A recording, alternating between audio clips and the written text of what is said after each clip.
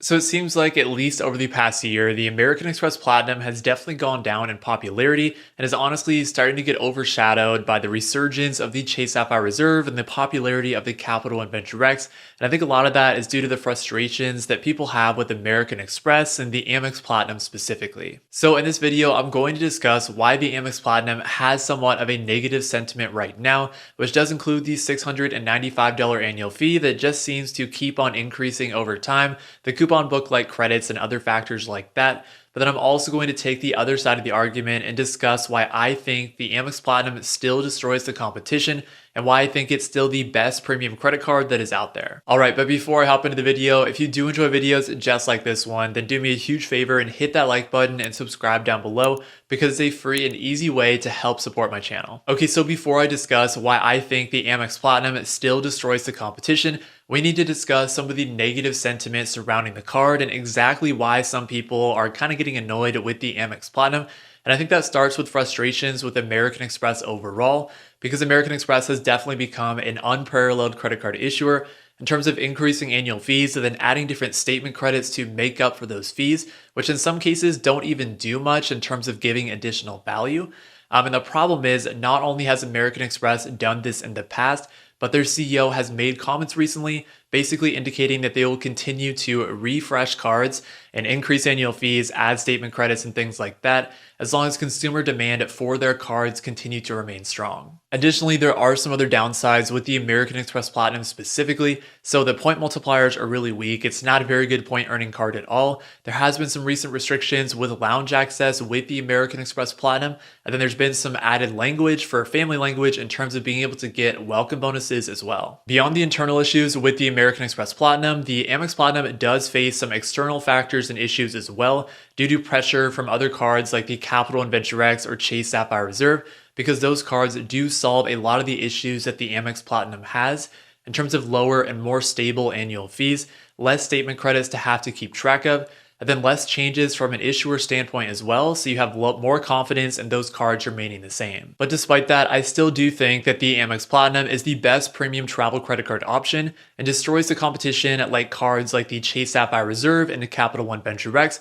And so I think the first thing that we need to discuss, which is probably the most polarizing concept with the Amex Platinum, is the different statement credits that are on the card. So I'm not going to sugarcoat it. Sometimes these statement credits on American Express credit cards can be pretty annoying, and they've become pretty prevalent as well. When you think about the $300 dining credit on the Marriott Bonvoy Brilliant that is split up into $25 individual statement credits, some of the new statement credits like the Resi and Rideshare credits that were added to Delta credit cards along with the annual fee increases, and then of course probably the most talked about credits, the dining and Uber credits that are split up into monthly statement credits on the American Express Gold. Yes, there are definitely some annoying statement credits on the Amex Platinum card as well, but I would argue also some pretty useful ones that can help to offset that $695 annual fee. So if we start out by discussing some of the different statement credits that are on the American Express Platinum, let's start off by discussing the $200 hotel credit that is best used through the American Express Fine Hotels and Resorts program. So the hotel credit on the Amex Platinum is going to be a $200 annual statement credit. So you can typically use that for like one night at a Fine Hotels and Resorts property if you wanted to. And a lot of times there are some properties that are just over that $200 amount. So you can typically spend less than $100 out of pocket to trigger that credit. Plus you'll also get a $100 experience credit, free breakfast, and potential room upgrades along with that stay that can give you some added value with that hotel credit as well. So I would definitely make the argument that anyone who is considering the Amex Platinum should be able to maximize that hotel credit, because it typically just requires one hotel stay. And a lot of times people who get the Amex Platinum should be people who travel frequently anyways, so they should have no problem just staying one night at a hotel and triggering that credit. The next credit on the Amex Platinum, which I would argue can organically get you value, is the $240 digital entertainment credit, which is split up into $20 monthly increments and can be used for services like Disney+, ESPN+, and Hulu. Even though the digital entertainment credit is split up into monthly increments, which American Express is notorious for, I would argue that most people can get the full value out of the digital entertainment credit, because a lot of times you're probably paying for at least one of those services that are triggered with that credit to begin with. So for me, I pay for Hulu Live Sports, and so I would be able to use the Amex Platinum to trigger this credit by paying for my Hulu subscription. Next, we have the $200 airline fee credit, which is annual, so all you need to do is pick one qualifying airline, and then you can use this airline fee credit towards things like seat upgrades, checked bag fees, airport lounge passes, or even utilizing a strategy like with United Travel Bank. So my thought process with the $200 airline fee credit is similar to the hotel credit that I discussed previously. So if you're someone who is in the demographic of considering getting the Amex Platinum, then you should be someone who already travels a lot to begin with. So you should be able to maximize the airline fee credit by going on flights a lot already. But I would say this credit might be a little bit more difficult to use than the hotel credit, since the hotel credit you can just bang it out with one night, whereas the airline fee credit might take a little bit more thought or creativity to be able to maximize. Finally, the last impactful credit on the Amex Platinum that I think can bring you value is going to be the $189 Clear Plus credit, which is going to allow for a much more seamless airport experience. So again, if you travel a lot, then you've probably run into a situation before to where maybe you're running late for a flight, or maybe you just want to go through security a lot quicker so you can get to your lounge or just, get a bite to eat or something like that. So I think for someone who travels a lot, having some sort of clear access or something like that can definitely be really useful. So if we add up the credits that I think are useful and can give you organic value, then we'd have the $200 hotel credit, $240 digital entertainment credit, $200 airline fee credit, and $189 clear credit, which would give you a total value of $829. So that's obviously going to give you more value than the $695 annual fee on the Amex Platinum. And I didn't even include some of the other credits that could be useful to you. So like the $200 Uber credit that again could be useful, but it's a little bit polarizing. So not everyone is going to get value from it, but a lot of people could. Additionally, there are some other credits like the Walmart Plus credit or the Saks Fifth Avenue credit that maybe you'd get some value out of as well. But the purpose here is just to show that even though some of the credits on the Platinum card can be a little bit annoying, there are also plenty of very useful credits as well that can give you organic value and give you enough value to by themselves get you to the $695 annual fee. But even though you're already past the $695 annual fee just from some of the useful credits, the next reason that the Amex Platinum card, in my opinion, it still destroys the competition is because some of the benefits can help to eliminate other annual fees from your setup. What I mean by this is that the Amex Platinum does give you elevated statuses with both Hilton and Marriott. So since the best benefits on cards like the Hilton Surpass or Marriott Bonvoy Business is those elite statuses with those hotel brands, the fact that you get those statuses with the Amex Platinum could help you shave off the annual fees by getting rid of the Hilton Surpass or Bonvoy Business. Specifically, the American Express Platinum is going to give you automatic Marriott Gold Elite status and automatic Hilton Gold status. And I've personally been able to use elevated statuses like this to get room upgrades to much nicer rooms than what I paid for originally, especially when I'm traveling internationally. So even though those elevated statuses aren't the highest that you can possibly get with those hotel brands, they're definitely not something to throw on the back burner, because a lot of times, especially if you're traveling internationally, you can get a lot more value out of them than you might think. If we take a look at some Hilton credit cards, automatic Hilton Gold status is one of the best benefits on the $150 Hilton Surpass and on the $195 Hilton Honors Business.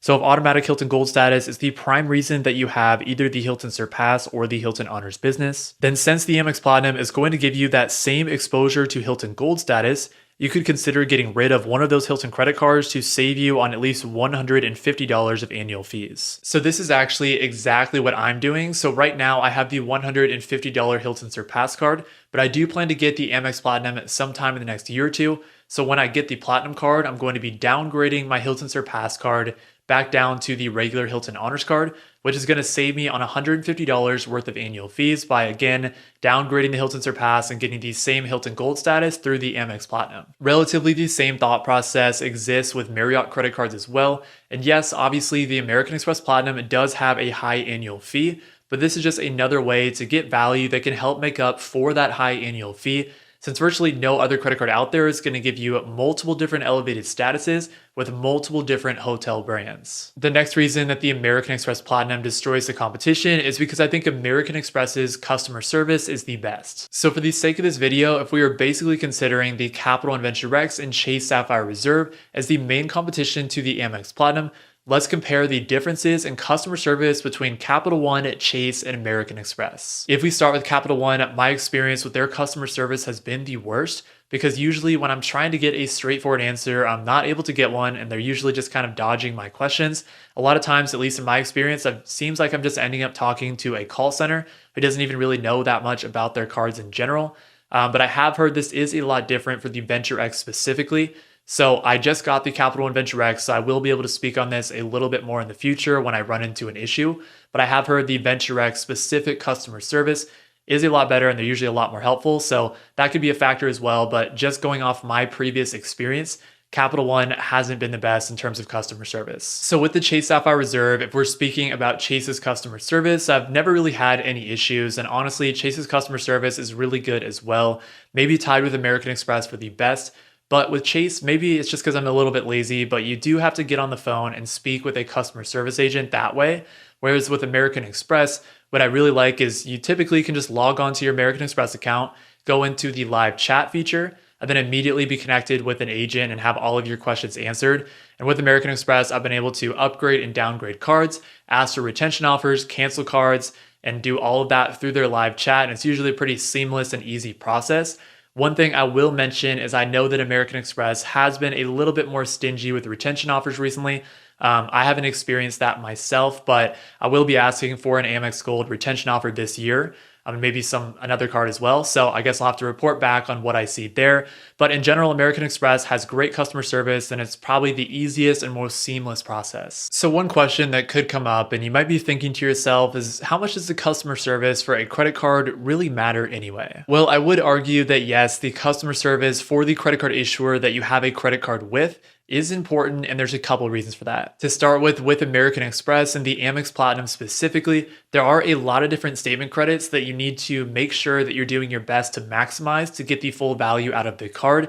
And I have had situations personally in the past to where maybe I made a purchase where I was expecting the statement credit to trigger, and maybe it didn't end up triggering. So I had to actually contact American Express, explain to them what the purchase was. They would then look up the purchase, and then they would make a decision on whether to trigger the actual statement credit, which in my experience, they've been able to do. So it's usually nice to have a customer service team who is ready to answer those questions and can make adjustments based on questions that you have. And then like I mentioned earlier, I have utilized the American Express live chat feature to both ask for retention offers, then also ask for upgrades and downgrades. The next reason that the American Express Platinum still destroys the competition is because the card has the best airport lounge access. You can't talk about the Amex Platinum being superior and having the best benefits without discussing the airport lounge access in the same sentence. With the Amex Platinum, you get access to the Global Lounge Collection, which includes access to Centurion Lounges, Delta Sky Clubs, Priority Pass Lounges, and more. Centurion Lounges are usually the main appeal as they typically come with nice working areas, a food buffet, bar, and more. And if we compare the lounge options with the competition, so like Centurion Lounges with the Amex Platinum,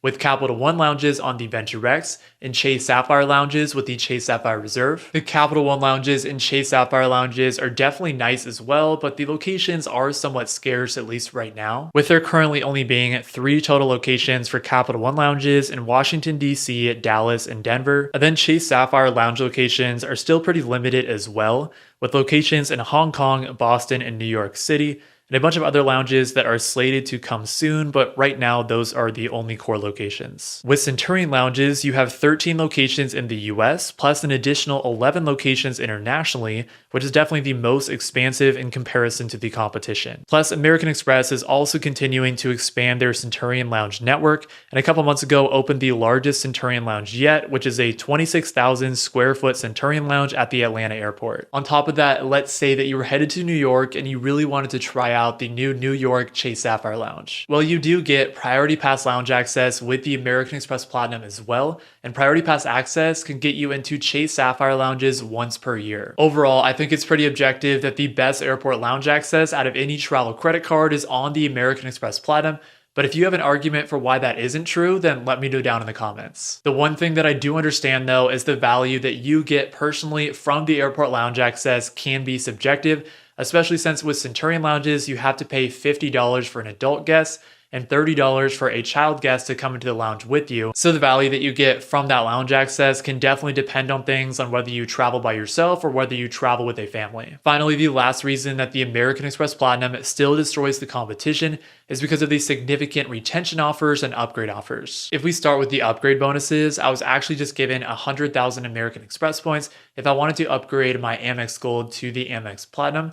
And I actually did just make a full video on my channel going over how to upgrade credit cards for maximum value. So I'll link that one up above right now if you want to watch that when you're done watching this one. But long story short, I'm not going to be taking advantage of this upgrade bonus right now. And the reason for that is because I have yet to receive the welcome bonus on the Amex Platinum. So you want to receive the welcome bonuses on cards before you go for the upgrade bonuses.